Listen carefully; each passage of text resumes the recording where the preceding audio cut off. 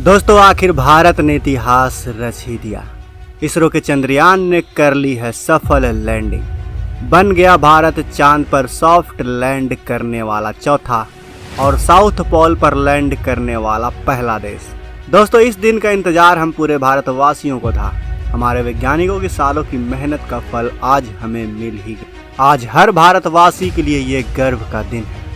आज पूरे भारतवासियों का सर पूरी दुनिया में ऊंचा हो गया है और ये सब मुमकिन हो पाया है तो सिर्फ और सिर्फ हमारे वैज्ञानिकों की कड़ी मेहनत के बदौलत। तो दोस्तों, हमारे वैज्ञानिकों के लिए इस वीडियो को लाइक करना, अपने दोस्तों के साथ शेयर करना तो बनता है।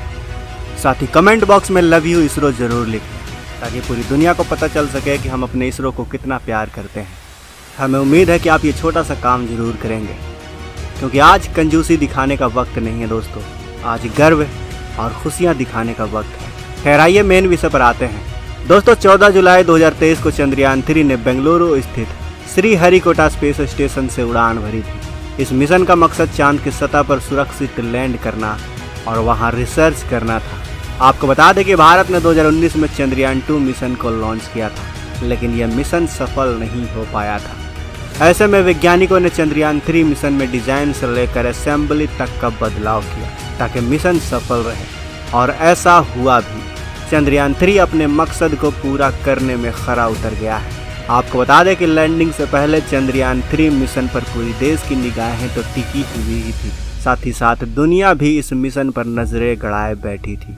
यहाँ तक कि अमेरिका ने भी कहा कि उसके लिए भारत का मून मिशन बहुत जरूरी है। व्हाइट हाउस से बाइडेन ने भारत को शुभकामनाएं देते हुए कहा, चंद्रयान 3 मिशन का डेटा आर्टेमिस मिशन के लिए कारगर साबित होने वाला है।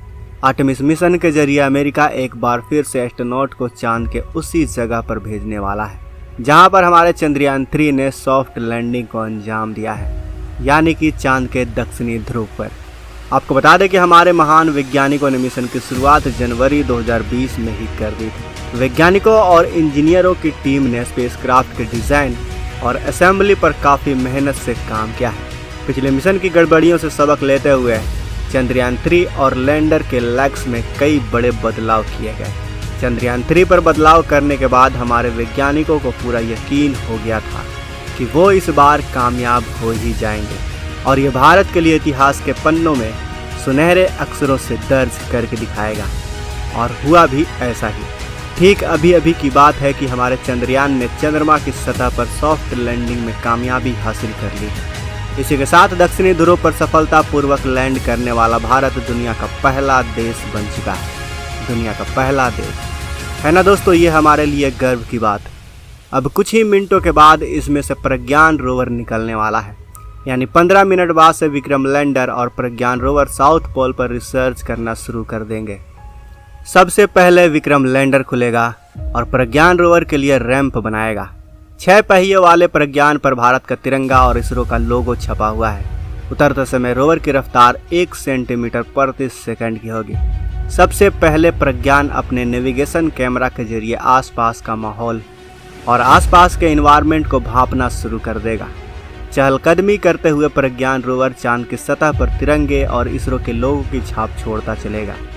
रोवर के पेलोड्स में जो इंस्ट्रूमेंट लगे हुए हैं वो चांद से जुड़ा डेटा भेजेंगे। ये चांद के वातावरण से जुड़ी जानकारियां लैंडर को भेजेंगे। इसरो ने लैंडर विक्रम में 4 पेलोड लगाए हैं। पहला payload radio anatomy of moon bound hypersensitive ionosphere and atmosphere यानी RAMBHA है। ये चांद पर समय के साथ लोकल गैस और प्लाज्मा इन्वायरमेंट जैसे बदलाव पर स्टडी करेगा। दूसरा पेलोड है चंद्रास सरफेस थर्मोफिजिकल एक्सपेरिमेंट यानी CHASTE। ये चांद के सतह के थर्मल प्रॉपर्टीज पर रिसर्च करेगा। तीसरा पेलोड है ILSA यानी instrument for lunar seismic activity. ये लैंडिंग स्थल पर चांद की सतह, क्रस्ट और मेंटल के बारे में पता लगाने के लिए भूकंप को मापेगा। चौथा पेलोड है लेजर रेट्रो रिफ्लेक्टर एरे यानी LRA। ये नासा द्वारा बनाया गया रेट्रो रिफ्लेक्टर है जो चांद पर लेजर को छोड़कर चांद की अध्ययन करेगा। लेजर रेंजिंग एक रिफ्लेक्टर को लेजर से जैप करने और सिग्नल को वापस उछालने में लगने वाले समय को मापने की प्रक्रिया है। नासा इसका इस्तेमाल आर्टेमिस 3 मिशन में करने वाला है। यानी इसरो नासा की तरफ से इसका टेस्ट कर रहा है। वहीं रोवर में 2 पेलोड लगाए गए हैं। पहला लेजर इंडक्टेड ब्रेकडाउन स्पेक्ट्रोस्कोप है। यह चांद की सतह की रासायनिक और खनिज संरचना का पता लगाएगा। दूसरा पेलोड है अल्फा पार्टिकल एक्सरे स्पेक्ट्रोमीटर यानी APXS, जो सतह की मैपिंग संरचना का पता लगाएगा। वहीं रोवर का काम magnesium, aluminium, silicon, potassium, calcium, titanium और लोहे का पता लगाना है। ये चांद की सतह के अंदर कितने मात्रा में मौजूद है इसका भी पता लगाएगा। 14 दिनों तक लगातार रिसर्च करने के बाद प्रज्ञान रोवर और लैंडर विक्रम का संपर्क इसरो से हमेशा के लिए टूट जाएगा। दरअसल आज से चांद पर 14 दिन के लिए दिन शुरू हो गया है और इन 14 दिनों के बाद यहाँ पर अगले 14 दिनों के लिए सूरज की रोशनी नहीं पहुँचने वाली है, जिस वजह से लैंडर और रोवर अपनी बैटरी चार्ज नहीं कर पाएंगे। साथ ही यहाँ का तापमान -268 डिग्री सेल्सियस तक चला जाता है। अब बैटरी चार्ज नहीं होगी तो ये अपने आप को लगाए गए पेलोड्स को गर्म नहीं कर पाएगा, जिस वजह से यह पूरी तरह काम करना बंद कर देगा। लेकिन अगर ये थोड़ी सी बैटरी अपने अंदर बचा लेता है और 14 दिन तक -268 डिग्री सेल्सियस के तापमान को सह लेता है तो यह तय समय से ज़्यादा दिनों तक रिसर्च करेगा।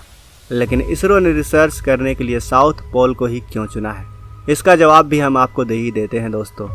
दरअसल चांद का दक्षिणी ध्रुव अरबों सालों से अंधेरे में घिरा हुआ है। इस इलाके में सूरज की रोशनी तिरछी पड़ती है और चांद का इलाका कहीं कहीं तो ऐसा भी है जहां पर सूरज की रोशनी अरबों सालों से नहीं पहुंच पाई है, जिस वजह से यहाँ का तापमान काफ़ी कम रहता है। इसलिए दुनिया भर के वैज्ञानिकों ने ऐसा अनुमान लगाया है कि चांद का ये इलाका यानी साउथ पोल हमारे सोलर सिस्टम के निर्माण समेत कई रहस्यों को अपने भीतर समाये बैठा है। साथ ही चांद के दक्षिणी ध्रुव में लंबे समय से जमी बर्फ के कारण यहाँ पानी और अन्य खनिज होने की भी संभावनाएं जताई जा रही हैं। अगर ऐसा सच में है तो भविष्य में इससे चांद पर मानव कॉलोनियाँ और स्पेस लॉन्चिंग पैड बनाने में काफ़ी आसानी हो जाएगी, क्योंकि चांद पर ग्रेविटी कम होने की वजह से यहाँ से स्पेस मिशन को अंजाम देना काफ़ी सस्ता हो जाएगा और यहाँ से मार्स और टाइटन जैसे कई ग्रहों और उपग्रहों में इंसानों को भेजा जाएगा। ऐसे में अंतरिक्ष यान के ईंधन के लिए हाइड्रोजन और सांस लेने के लिए ऑक्सीजन बनाने में जमे बर्फ से हमें काफ़ी मदद मिल सकती है। यही वजह है कि अमेरिका ने यहाँ तक कह दिया है कि चंद्रयान 3 का डेटा उनके लिए काफ़ी ज़रूरी है और हमें भी ये उम्मीद है कि चंद्रयान 3 इन बड़े रहस्यों से पर्दा उठाने में कामयाब हो जाएगा। तो दोस्तों, इसरो की इस इतिहास रच देने वाली कामयाबी के लिए वीडियो को लाइक और दोस्तों के साथ शेयर करना बिल्कुल भी ना भूलें, ताकि हमारी इस कामयाबी के बारे में, इसरो की इस कामयाबी के बारे में दोस्तों पूरी दुनिया जान सके। आज की इस वीडियो में बस इतना ही। वीडियो के अंत तक बने रहने के लिए आपका दिल से धन्यवाद।